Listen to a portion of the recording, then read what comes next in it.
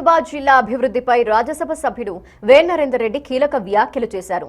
జిల్లా చరిత్రలో కన్నీ విని ఎరుగని రీతిలో అభివృద్ధి చేసి చూపిస్తామని ఆయన ధీమా వ్యక్తం చేశారు. రాజ్యసభ సభ్యునిగా ఎన్నికైన తర్వాత మొదటిసారి మహబూబాబాద్ జిల్లాకి వెళ్లిన ఆయన్ని జిల్లా ప్రజాప్రతినిధులు ఘనంగా సన్మానించారు.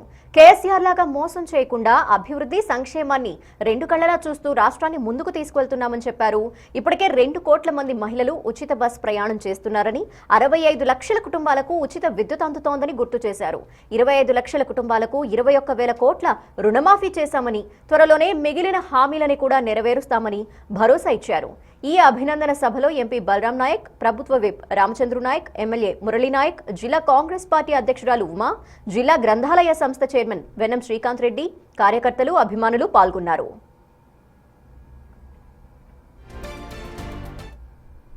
19లో పెట్టిన కాంగ్రెస్ పార్టీ అధికారంలోకి వస్తుందనుకున్నాం. 18లో కాకుండా 23లో ఇవాళ అధికారంలోకి తెచ్చుకొని ఈ 2.5 సంవత్సరాల లోపట ప్రజలకు కావలసిన సంక్షేమ కార్యక్రమాలను ఏ విధంగా మనం చేస్తున్నామో మనం చెప్పుకోవాల్సిన అవసరం ఉన్నది. ఇవాళ సంక్షేమ కార్యక్రమాలకు సంబంధించి ఇంతకుముందు పెద్దలు బలరాం నాయక్ గారు చాలా చక్కగా మాట్లాడిండు.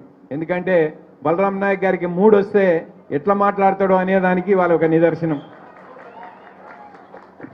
ఎందుకంటే వాస్తవంగా కష్టపడ్డం, అధికారంలోకి వచ్చినాం, ప్రజలకు చెప్పిన కార్యక్రమాలను ఏదైతే టీఆర్ఎస్ కేసీఆర్ లాగా మోసం చేయకుండా మన శక్తి ఉన్నంత మేరకు మనం ఏదైతే ఈ రాష్ట్ర ప్రభుత్వంలో ఉన్న వనరులను సక్రమంగా ఉపయోగించుకొని ఇటు అభివృద్ధిని ఇటు సంక్షేమాన్ని బ్యాలెన్స్ చేసుకుంటూ ముందుకు పోయే క్రమం లోపట ఈ 2.5 సంవత్సరాలలో ఏ విధంగా పనిచేసినామో మీకు తెలుసు.